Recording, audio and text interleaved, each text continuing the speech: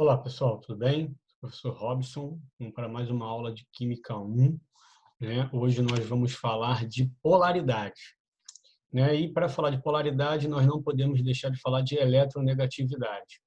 Eletronegatividade foi uma propriedade periódica que nós estudamos, né? Que é a tendência que um átomo tem em atrair elétrons para adquirir a estabilidade, né, dos gases nobres. Então, essa eletronegatividade, ela é uma característica daqueles elementos que precisam, né, ganhar elétrons, aqueles que têm 5, 6 ou 7 elétrons na camada de valência. Eles têm alta eletronegatividade. Aqueles que precisam doar elétrons, eles têm baixíssima eletronegatividade. Tudo bem? Então, pela tabela aqui, ó, nós temos aqui a escala de eletronegatividade de Pauling. Então, algumas tabelas, elas vêm assim, ó, mostram os grupos, né, que nós sabemos são 18 grupos, 18 famílias e 7 períodos.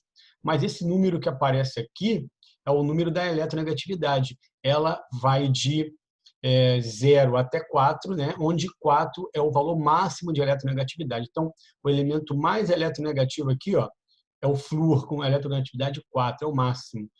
E nós temos aqui para os alcalinos, né, principalmente o França, o Césio, o 0,7 são as menores eletronegatividades. Tudo bem?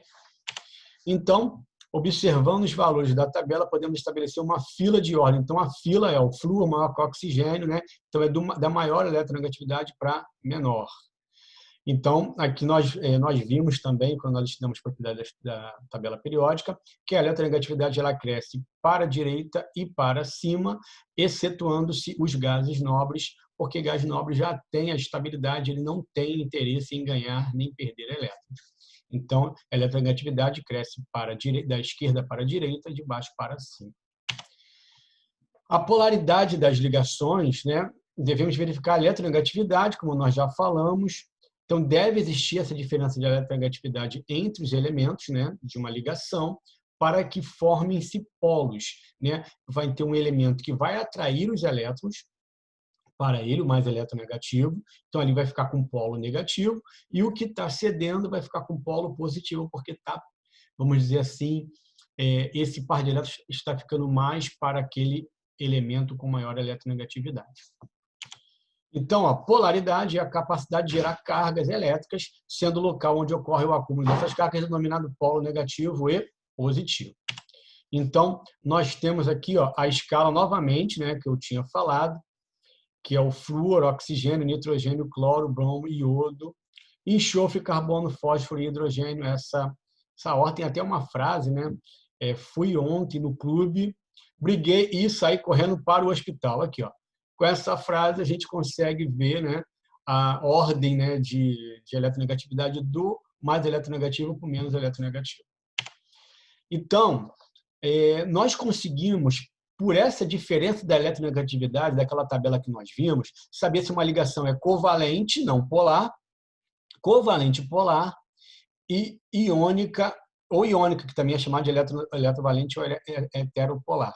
Então, se a variação da eletronegatividade for aproximadamente zero, ela é não polar, se for menor que 1,7, polar, e se for aproximadamente 1,7 ou maior, iônica. Ok? Então, ó, vamos ver como é que isso acontece. Ó, variação da eletronegatividade igual a zero, ou aproximadamente zero. Ligação vai ser o quê? Covalente apolar. Exemplo lá, dois elementos iguais, 3 menos 3 vai dar zero, não tem jeito, né? Então, se eu tiver numa ligação covalente dois elementos iguais, a variação da eletronegatividade vai ser zero, e essa vai ser uma covalente apolar. Então, 3 menos 3, zero. Nós temos um outro exemplo aqui, ó, H2, a eletronegatividade do hidrogênio é 2,1, 2,1, então a variação vai ser zero, também é apolar. Variação diferente de zero. Para ser covalente polar, ó, exemplo, o hidrogênio e o cloro. Fazendo a diferença, ó, 3 menos 2,1 vai dar 0,9, que é menor que 1,7. Então, ela vai ser covalente polar.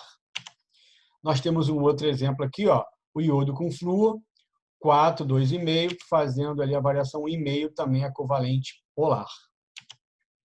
Ok? Então, nós temos aqui, ó, um exemplo de uma ligação polar, ó, hidrogênio com cloro. Eles fazem uma ligação covalente, ó, compartilham um par de elétrons, só que esse par de elétrons fica mais para o cloro, que é mais eletronegativo. Então, ele fica com carga negativa e o hidrogênio que está, né, cedendo fica positivo. Então, a ligação entre o cloro e o hidrogênio é polar.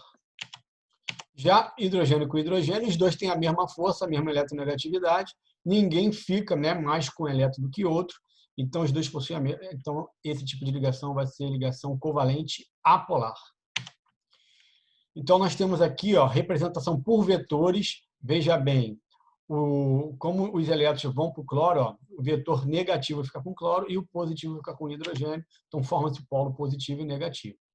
A seta é chamada vetor polaridade, que sempre aponta para o átomo mais eletronegativo. Exemplos aqui, ó. Ácido fluorídrico, onde o flúor é mais eletronegativo, ou mais eletronegativo, a seta aponta.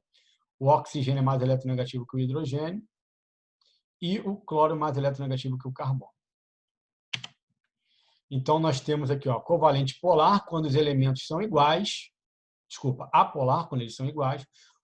Ligação covalente polar, quando os elementos são diferentes. Né? Se for diferente, vai ter diferença na eletronegatividade.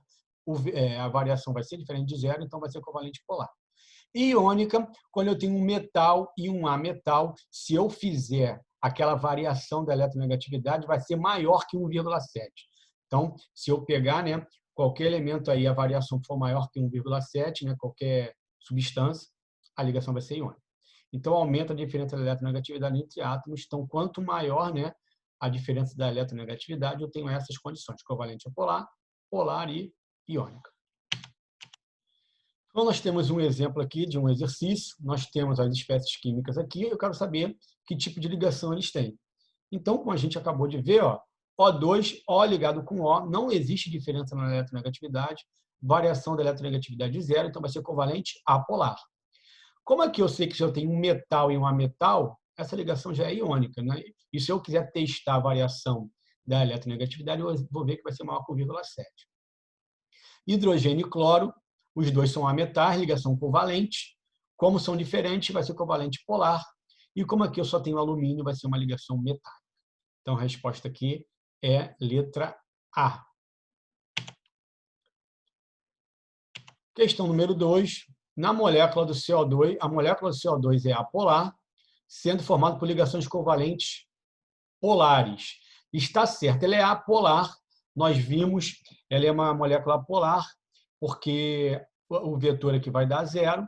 E formado por ligações covalentes polares, é porque entre o carbono e o oxigênio, ó, existe o quê? Diferença da eletronegatividade. Então, embora a molécula seja apolar, a ligação aqui entre os elementos é polar. Tudo bem? Então, a molécula polar e carbono e oxigênio é apolar.